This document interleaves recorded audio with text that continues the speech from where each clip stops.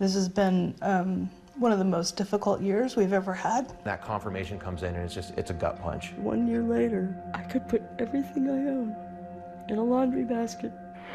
Control 3. You gotta get out of here, bro. Yeah. I don't know where to go. Let's go! Come on! That night seems like a complete blur. I remember just saying, you need to evacuate and evacuate now. Memory can be a funny thing. Sometimes it's crystal clear. The fire is currently at Cross Creek. Other times, it's just flashes of sights and sounds. Just sirens. I just remember hearing sirens. It seemed like for days. We don't always get to choose what we remember and what we forget.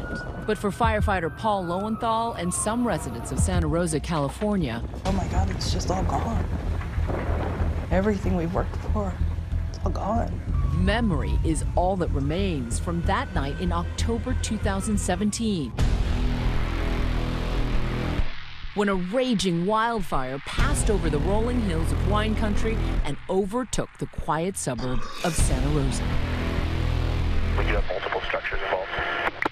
Gotcha, multiple structures. I just knew the house was going to be gone within 15 minutes. Oh my God. You have to go southbound. You got to get out of here. Okay, I am. I'm out of here. It was definitely not something I think I'd ever experienced within the city of Santa Rosa. For some, it came with no warning and dealt a vicious hand. Charcoal-sized briquettes of cinders just start falling. In its wake, utter devastation. Whole neighborhoods reduced to ash.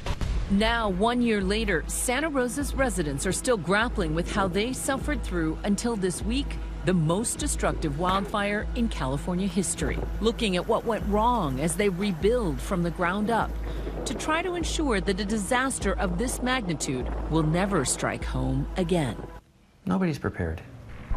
Not for what happened at the way it happened. Nobody's prepared.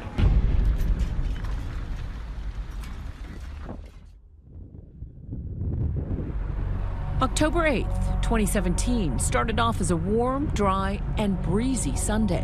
What are known as the Diablo winds are picking up steam as they move through the city. Veteran firefighter Paul Lowenthal notices the winds, but his mind is diverted instead to the monotonous rhythms of fatherhood. My daughter and I were in Hawaii for the week. We're just kind of settling in, getting back, trying to get back into our normal routine and getting ready to start a school and a work week. Family copies in Lawndale and Bennett Valley. But that night, around 11 p.m., he gets a call from work.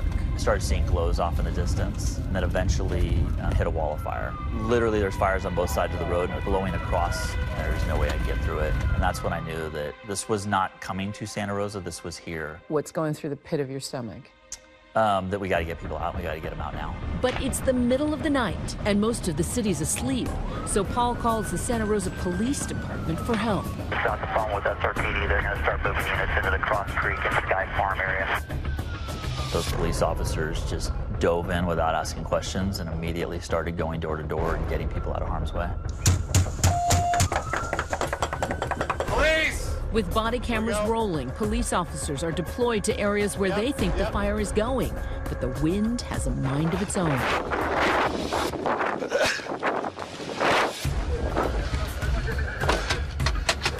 The wind pushes the fire farther than first responders had anticipated, leaving some residents in the neighborhood of Coffey Park unaware of what's headed their way. I can actually feel that heat. It was the loudest wind I've ever heard in my life. It was like just a barreling sound of nonstop wind. It was just like a blowtorch. It was like a blowtorch. The lights started to flicker, so it's like, okay, let's just get some water and candles together and put them on the table. Oh, I went out to the front yard and it was really windy and smoky and ash was flying. It was like, and then within that less than 5 seconds, I looked back and there was a wall of red. And what's going through your mind? We gotta go. One of our neighbors had walked around to a place where there's a viewpoint of the 101. She came running around the corner and said, "It's hop the 101, hopper's on fire, get out, get out." It hopped the 101 means it hopped a 6-lane freeway. Now it's on your side. Now it's on our side, yeah. We didn't even say anything to our neighbors like, all right, go get your family or we'll talk to you soon or anything. We just looked at each other in the eye and turned around and ran back into our houses. So it was like, grab the dogs, grab some clothes. I mean, we grabbed some of our son's stuff, put it all in a duffel bag. I get in my car, I turn the corner, and right as I turn the corner, there's somebody's lawn on fire. I see flames coming up from over the rooftops, and that's when it registered with me, this is bad. This is real bad. There was ash and embers coming down as we're getting in the car. Literally fires raining down. Yeah, yeah. And you're fleeing for your lives. Yeah. If I had a hose, I couldn't have saved my house because just the ferociousness of the winds and the embers from that field and everything else blown across. In another area of Coffee Park, officers reached the home of Nancy and Ken Mazzoni. Hello. So, what's your plan? Just in here with a hose. You're gonna fight it out? I'm gonna fight it out. You sure? Yes. Okay. Is there anybody else here with you? My wife are the only ones here. Do you want me to get your wife out of here? No, she's all right. There's chaos out here. Where are you gonna go? We could get her where she needs to go. Wow. This is Ken's wife, Nancy. She says her husband's having a hard time talking about that night, and she struggles to do so too. Ken seemed pretty adamant that he was going to stay. Oh, we were staying. We were staying. The fire department had to be they had to be coming. They've got this. It's just a matter of, we're going to help them out, What Nancy and her husband didn't know at the time was that the fire was already destroying the area around them. It just hadn't reached their home yet. Sir, you're going to put a lot of people in danger. The fire, one row of houses over, it's coming at us. Okay? It's huge. It's one of the biggest I've ever seen. Please, we need to get you out of here. Please get in the car and leave. You have 2 officers here now. Which way should I go? That way. Yeah, that way. You just got to get out of here. It is one street over, right now. sir. Like, I'm leaving now because I got to save myself and go save other people. You could hear the urgency in the police officer's voice. Ken just didn't want to hear it, didn't want to believe it. He couldn't grasp it. We were in shock. Not long after the officers leave, terror sets in. And I remember jumping down, and I had the hose.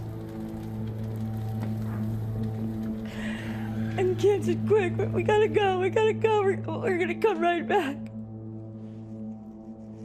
And when I got to the front of the house where the fire,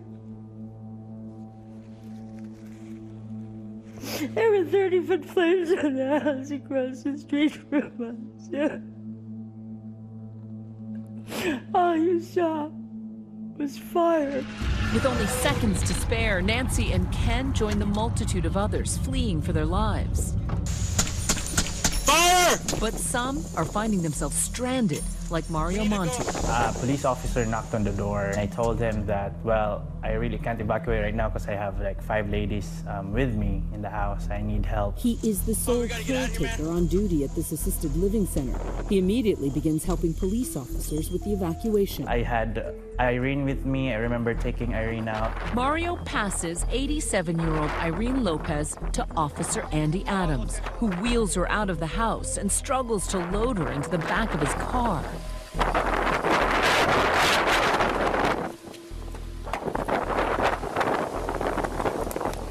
Okay. In.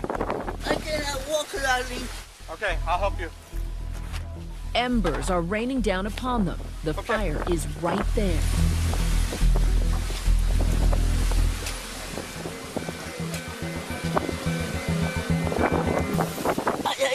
My feet. Obviously, I was putting her in a lot of pain, helping her get into the car. My God, please help me. Hi. My legs. I'm sorry, you got to sit up. I can't. Okay. Once the cars are loaded up, the officers make their escape.